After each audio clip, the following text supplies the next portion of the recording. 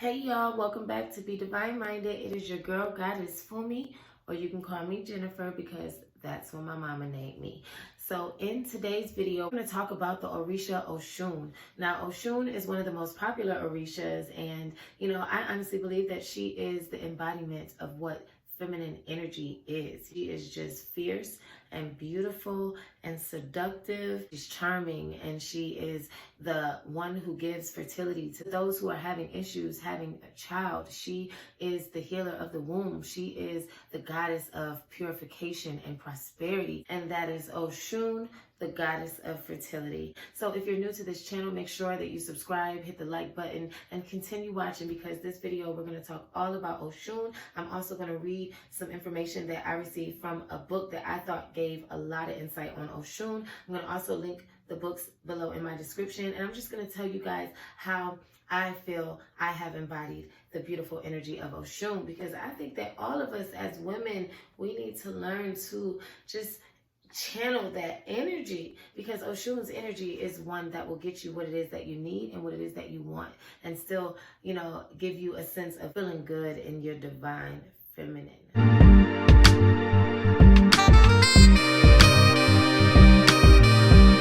Alright, so let's talk about some characteristics of Osun, okay? Now, she's known to be the goddess of the rivers.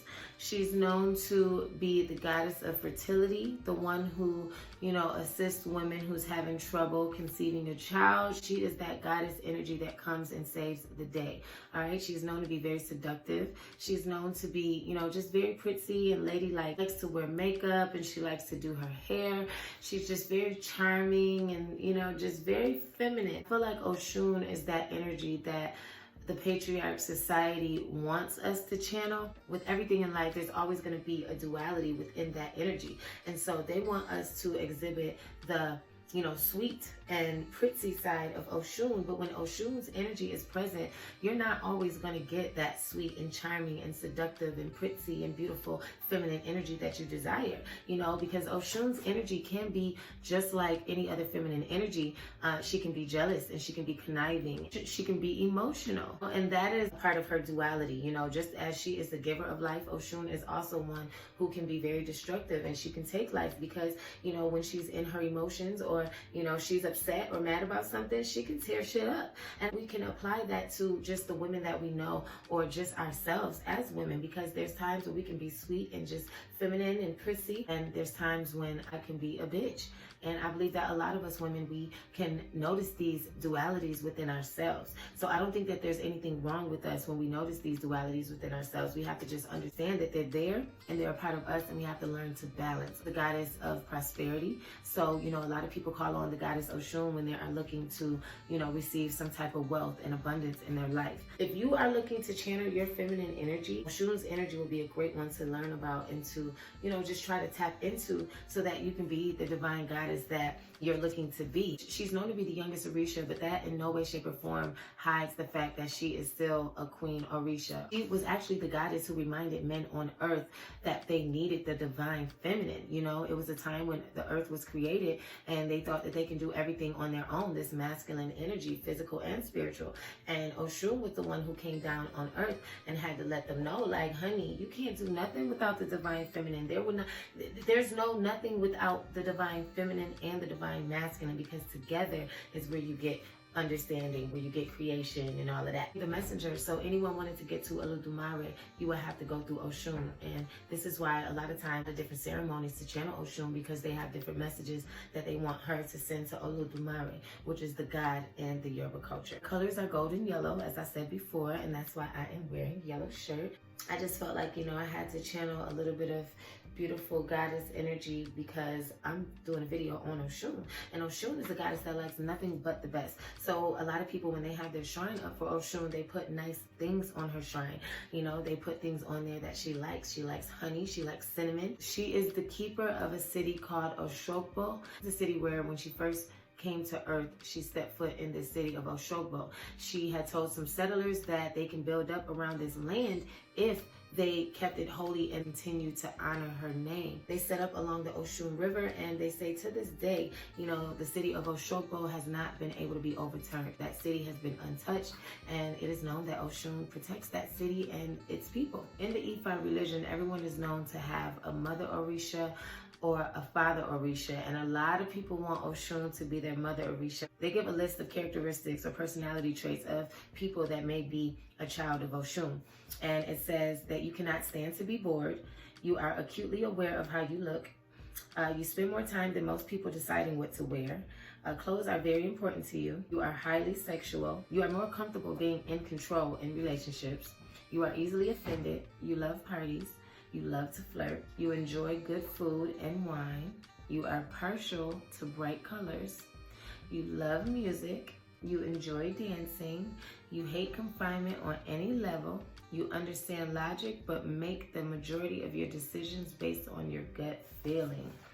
Whew, honey, I would have thought I was a child of Osun if I didn't get my divination and really see who my real mother is, because a lot of that, this is what I mean about the Orishas and just the goddess archetypes. So many times as women, we are raised in these spiritual systems that only regard the masculine aspect of the divine energy, you know, and I feel like it's important for us to learn the feminine aspects of God as well, because without feminine energy, you can't, there's no creation, you know, and so it's just so cool for me to learn that these Orishas have like the same characteristics that we share on earth, as above, so below. I mean, it's all connected. But I have some parts in the book that I highlight that I wanted to read for you guys. So this one, it says, Osun is an energy force focused on the present and intimately connected and comfortable with all sensual pleasures. If you were forced to give a one-word description of the energy quality of Osun and her children, it would be sensuous. Though all Orisha can help women who are having trouble conceiving, Osun, more than any other, is capable of giving children to the childless. Now, this is the book. It's called The Way of the Orisha, and I really like this book because I got it from an African bookstore. The guy that runs the bookstore is actually Nigerian, and he's a Yoruba man, so he said that this book is a really good book because it has a lot more of the true information that they learned about growing up, as opposed to a lot of other information that's been, you know, changed and whatever. Okay, so what else I highlighted? I highlighted that it may seem that because of her obvious and overwhelming femininity, Osun will have no male devotees, but that's not true. There are many male Omo Osuns. For all of her abounding femininity, the Osun does carry a male energy component who is known as Ikudi Osun. Is it Ikudi? Yeah, Ikudi. And please forgive me if I'm not pronouncing it right. If I'm not pronouncing it right, please write in the comments the correct pronunciation, okay? Basically talking about how Osun does not only have female children, like you can be a man and still have Osun as a mother Orisha, as your Orisha. Omo is child. So male Omo Osun, meaning Osun's sons, represent the same sexual and sensual intensity in male form that the daughters of Osun represent in female form. To put it simply, male Osuns are usually quite sensual and are uniquely aware of and responsive to female sensual needs and desires. The true male lover, as opposed to the performer, will likely be a child of Osun. So y'all hear that? That's saying that the men who are charming, who are good lovers, they know how to make love, they are into pleasing the woman, and just they know how to put it down in the bedroom. They're charming, they're sweet, they're loving. Those are probably Osun's sons, but not all the time. If you really want to know who your correct parent Orisha is, you want to get a proper divination done the correct way. This is just talking about how to channel this goddess energy. I just want to explain a little bit about the energy and about the goddess so that you guys can relate it to yourself and hear the stories of the goddess archetype, okay? So what else do they got in here that I thought was important? Osun's energy is intricate and complex. For example, in the mythology of Ifa, it is Osun who is in charge of conception and birth, but she may well give over her children to Iyamoja to raise. It isn't that she is not or could not be a good mother. It is simply that her energy and talents are best expressed in a free and unfettered lifestyle. I do believe that I have a lot of feminine traits, but at the same time, I do believe that there are some things that I just don't naturally embody. Osun would be a very testy Orisha if she were confined to a domestic life. Similarly, her knack for making money and accumulating wealth isn't accompanied by an equal desire to take care of it. Wealth is a tool that helps us spiritually and temporarily, and no one understands that better than Osun. Though perfectly capable, Osun simply won't be bothered by the mundane. It's not that she can't balance a checkbook, it's that it simply doesn't interest her. Oh my God. Like, I don't even know. Like, it's been so many times I always said if I had a husband, someone that I trust and I love wholeheartedly, like, I would want him to just handle the money and just let me spend whatever I need to spend. Like, I've always been like that. Like, I always wanted my man to just be the breadwinner because I never really wanted to worry about money. I'm not one to take care of a man, so I always wanted him to make his own money, but just make enough so that he could just take care of me so that I could just, be the feminine energy that I am. But of course, with me being talented and ambitious, I'm always going to make money, so it's not like I'm just going to be a bum, but like, damn, I feel you, Osun. It says that typically Osun godchildren can be presented with a series of totally logical arguments as to why a certain course of action should be followed. And though fully comprehending the logic of the arguments, they would invariably make their decisions based on what they feel. So that's basically saying they might know that they wrong in the situation, but if they still feel a certain kind of way, they're going to go with their feelings.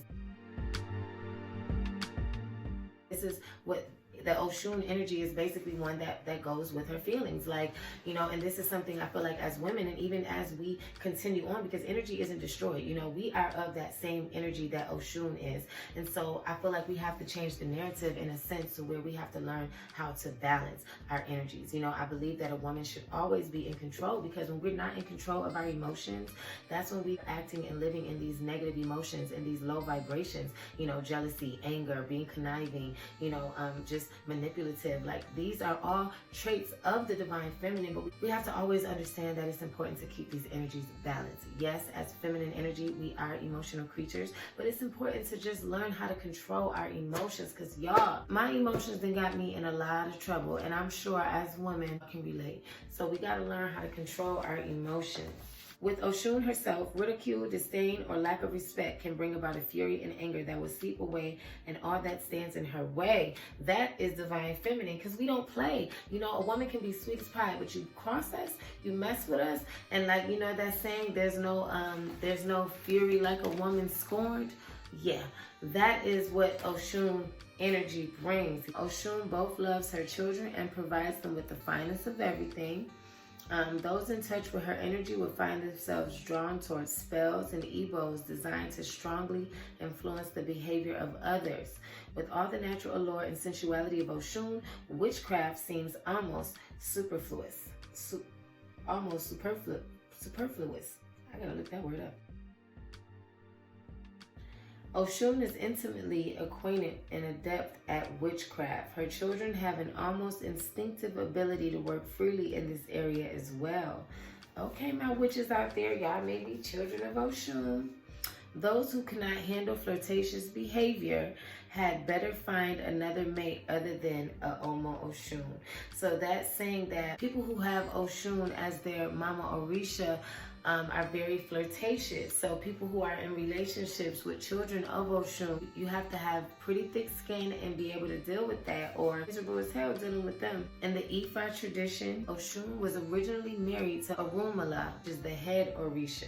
But she was attracted to and married Shango. I don't know if y'all remember, but from my video that I did on Oya, Shango was her husband. Osun originally married Orunmila, but was attracted to and married Shango. In doing so, she left Orunmila and took Shango away from his original wife, Oya.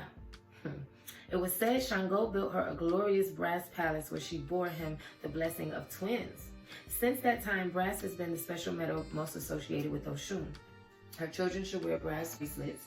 While other Orishas seek peace or seclusion as a means of recharging, Osuns can play a dance into the wee hours of the night and awaken refreshed the next morning. Children of Osun will love her waters and find themselves able to fill up with her inexhaustible energy by swimming, sailing, or even soaking in a perfumed bath. I better get all of your bath products from Bedivineminded.shop. That's www.bedivineminded.shop.